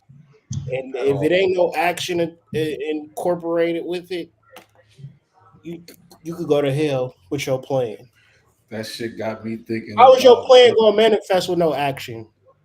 facts. Am I crazy for saying that? Nah, you right on. That shit got me thinking about Brother Panic. What's his favorite shit? Whenever you hear niggas talking about an economic plan, whenever you hear niggas talk about saving the children, right? Like, get away from them niggas. This shit ain't got nothing to do with that, bro. Nothing to do with that. Nothing to do with that. How you gonna make an economic plan in his system? The fuck?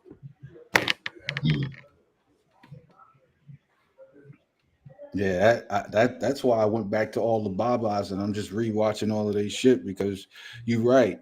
It's almost like back then we just wanted to get all of the information that we could, but then it got to a point where analysis paralysis took over. Like we were over flooded with the information because there was no action to follow said information.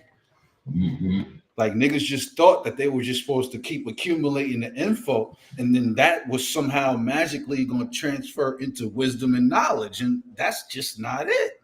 It's not it, bro. Yeah, action is how you test the information out. Because You got to substantiate your claim. You got to be able to substantiate something. Yeah, like you can't. At a certain point, the information that you share with people, your reference has to be your experience. Facts. That's where we get the gnosis. Yeah, that's your experience, and then you know what works for you. You get what I'm saying? Because some information for you might not be valuable for the next person, and vice versa. We can speak hypotheticals till we blow in the face, like right. And also, I think like with things that spirit tell us, it's not always something for the collective. You get what I'm saying? Sometimes, nigga, that shit is for you. You're supposed to do what you told. You're not supposed to. Nobody else got that download. Nobody else got that Right. download but you. Each and every download that niggas get is specified particularly for said person. Like there is no if we all get the same download, bro, that's a spirit. That's something different. Like that's different. Yeah. We all have get the like every same, time. like you don't get the same instruction to two of your warriors, right? Like you split them up so they can cover more ground. Yep. You don't tell everybody they're gonna be on the front line. You know, we got warriors come loud over here. Yeah, like we got the whole plan laid out for everybody to look at. You know what I'm saying? Anybody could just be the spook who sat by the door and just take that shit and take a shot and then send it to somebody else. Like now we got a mole. Like, come on, bro. I think just from this whole conversation, I think one of the things that that our spiritual development can solve the problems is not loving the world so much. Like I think it is so much love for the world. Not identifying with your fucking humanity. Yeah. That's the trap, bro. That's the fucking trap, bro. You can have compassion for it, but you're not here to embody it and identify it as it. Yeah, compassion and empathy, but not sympathy and niceties. Like, nah. Yeah. Because it's really go time. It's really not time buying Benzes and getting your hair braided by Africans, and but I don't know, somewhere this down is the not line, get fresh time. Yeah, like it's really crunch time, bro. It's like this is overtime too. This is getting the gym. This is getting the gym with your hood on, nigga, and just your headphones and zone out on every fucking body in there, nigga. Like nobody in there exists. This is my shit. Man, nobody even pay attention to you at the gym. And when somebody walk up to you, ask you what you doing, shit, I don't know, whatever spirit tell me. You go back to what you doing. Oh, they gonna leave you alone too. I noticed that because I'm a loner and I'm an empath. Like I noticed that when I get on that shit, that's when people bother me more. You know what I'm saying? Like when I get on that shit, niggas stop me and everybody, nah, like you don't understand. Like I just don't care. You know what I'm saying? I'm trying not to tell you that I don't care, but if you keep bothering me, I'm gonna show you I just don't care.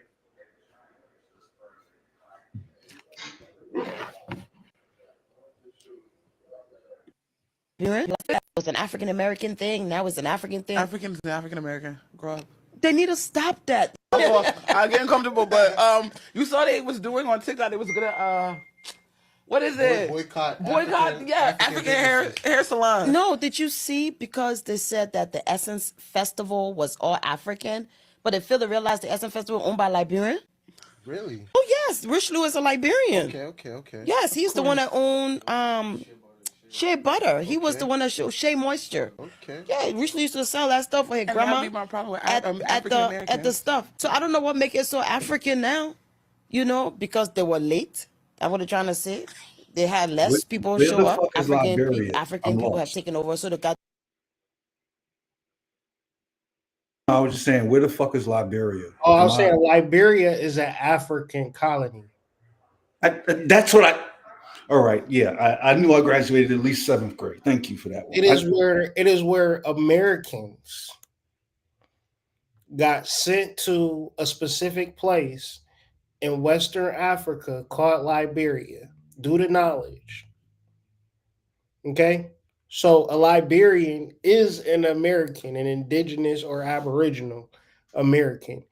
And I'll go further to say all African countries are a product of colonialism and not a product of tribal Africanism. No African came together and said, we're going to call this country blank and we're going to run it autonomously. No, because it was a conquered land.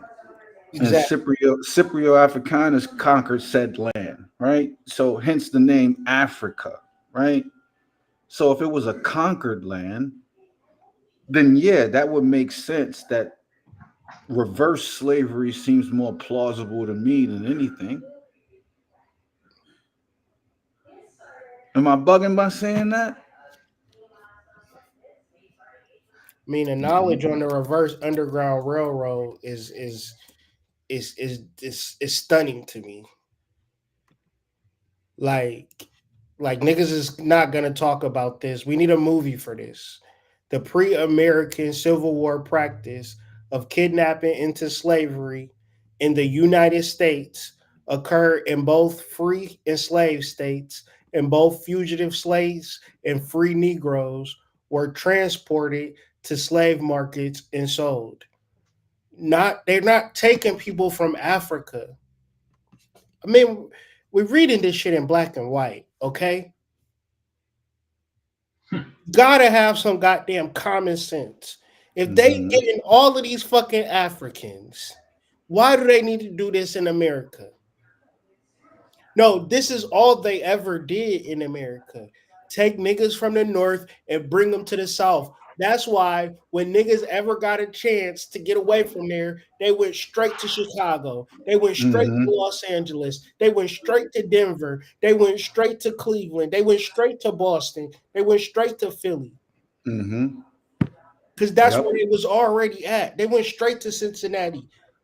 But niggas my folks left Alabama and went to Harlem, my nigga.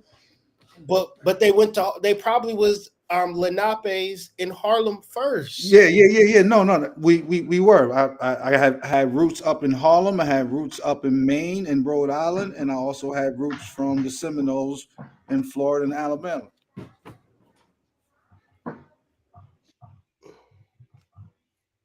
This shit get deep, bruh. Free African Americans were most frequently kidnapped from border states, including Delaware, Maryland, Kentucky, Missouri, New York, Pennsylvania, Illinois, as well as abolition-minded regions in southern states such as Tennessee. Free blacks in New York City and Philadelphia were particularly vulnerable to kid. This is a whole fucking system, and these niggas is not gonna talk about this. They're gonna talk about shipping your ass from Africa for 2 to 3 months on the Atlantic Ocean and chaining you up to bottom of ships on top of food. So you pissing and shitting on top of the food. No big fucking deal. We're gonna mix it in with the grain. Like, come on, bro.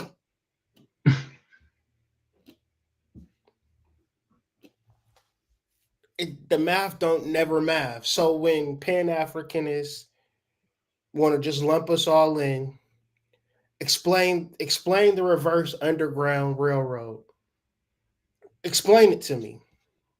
Yeah, like I mean, they made Break it down. Antebellum. They made it out of straight entertainment, but they literally told you the truth in the movie Antebellum. If you watch Antebellum, you'll see everything that he just said is what they did in the movie, but they purported it as entertainment. Why would they do such a thing like that?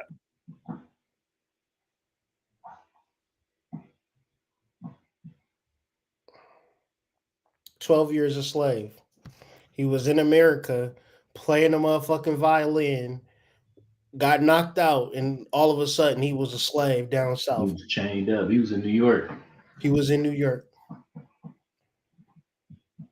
I remember when I seen that movie, I'm like, oh, that's some bullshit.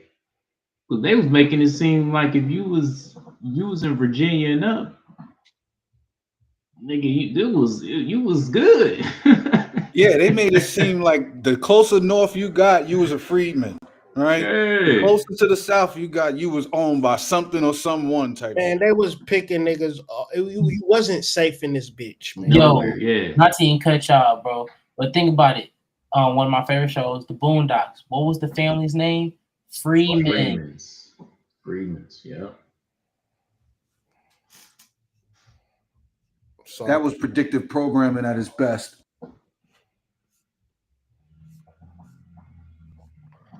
So I would just say, man, do the knowledge. Make sense of the reverse Underground Railroad. Try to figure out that try to say they not even accounting for none of this in their slave narratives. Okay? So I just niggas like we need to come to a conclusion. We was already here. We gotta come to that conclusion. You gotta be comfortable with saying that to people without having to think about it twice. Yeah, you just gotta come to the table. Man, they was already here.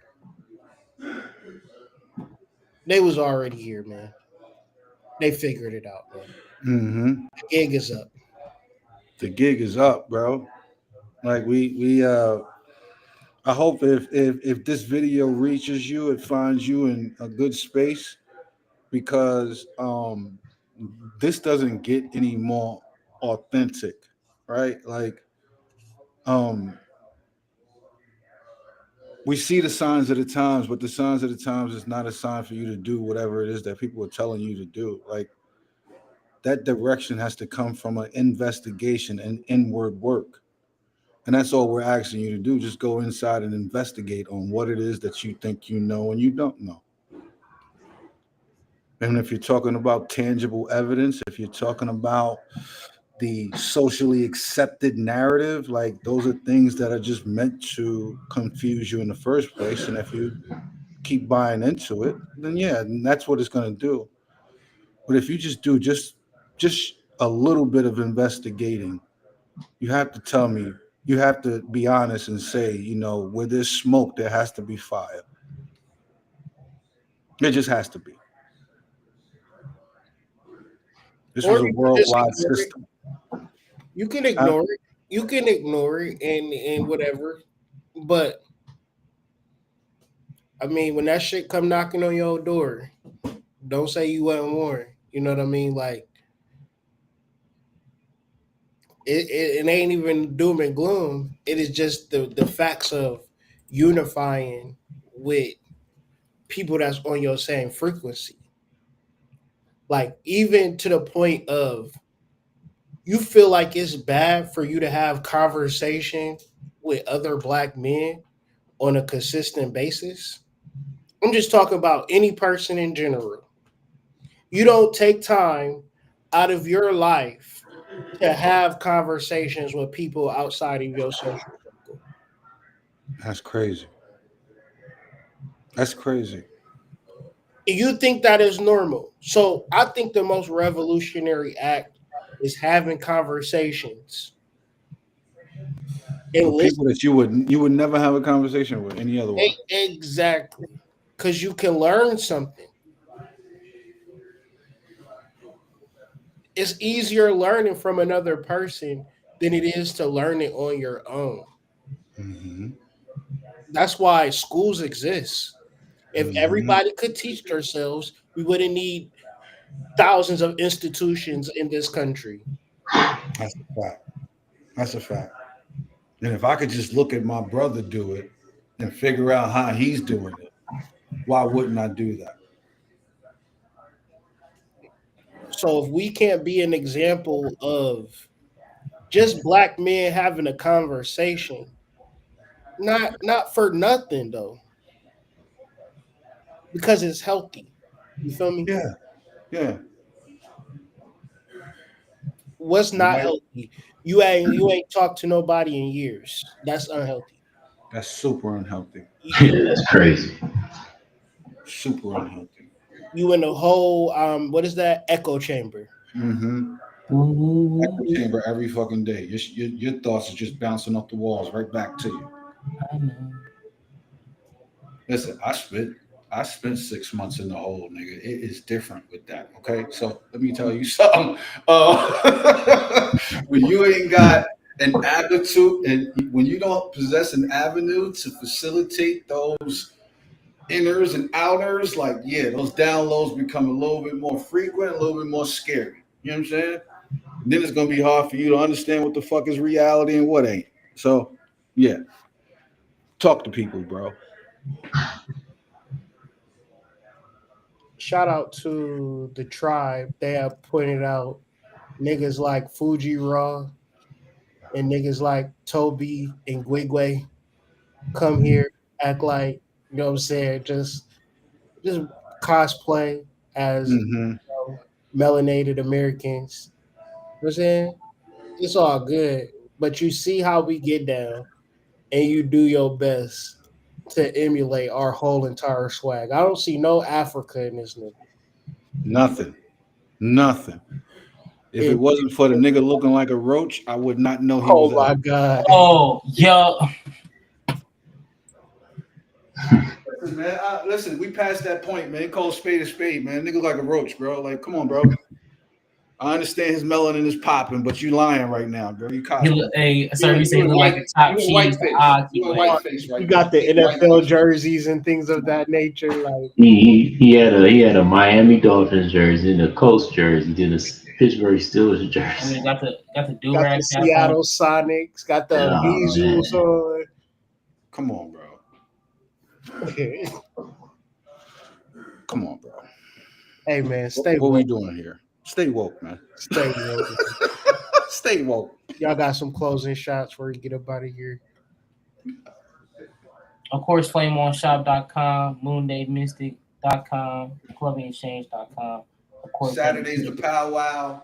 yes, Saturday Power Market Power. Powwow. Patreon members locked in. Join the tap in. Spiritual Business Academy. Of course, and be ready for another Thursday drop. We got some heat for you on the Patreon. Much love to y'all. Yes, sir. Of course, thank you to the panel. Join the Discord. Join the Discord. Join the Discord. Discord. You know what's crazy with this conversation? I'm going to Tulsa, Oklahoma Oh, Friday. I know. We spoke that into existence. I know. Yeah. I know. You Yeah. sent that shit through the chat. I was like, oh, yeah. Yep, going to Bill Pickett Rodeo, who was you look him up on Wikipedia, he's an African American cowboy who in like the 5th grade, he was just like, you know what, fuck this shit. I'm about to work, and learn about horses and all of that, and I didn't even know it was a rodeo hall of fame. So he's Hell in yeah. like the Rodeo Hall of Hell Fame yeah. and some other Hall of Fame and stuff like that. Hell yeah. But yeah. I'm gonna probably take me some mushrooms out there and take a walk. You know, Get some pictures, bro. take a walk for sure. Tap in. Grab some dirt, just put it in my pocket, keep walking. Facts. Bring that shit back home with you. Let it marinate. Yeah. Peace to the tribe, peace to the collective, man. See Peace. y'all in the Discord. Yes, sir. We should see y'all tomorrow, if not Friday. We got videos coming down the pike. Don't you Yes, we worry. do.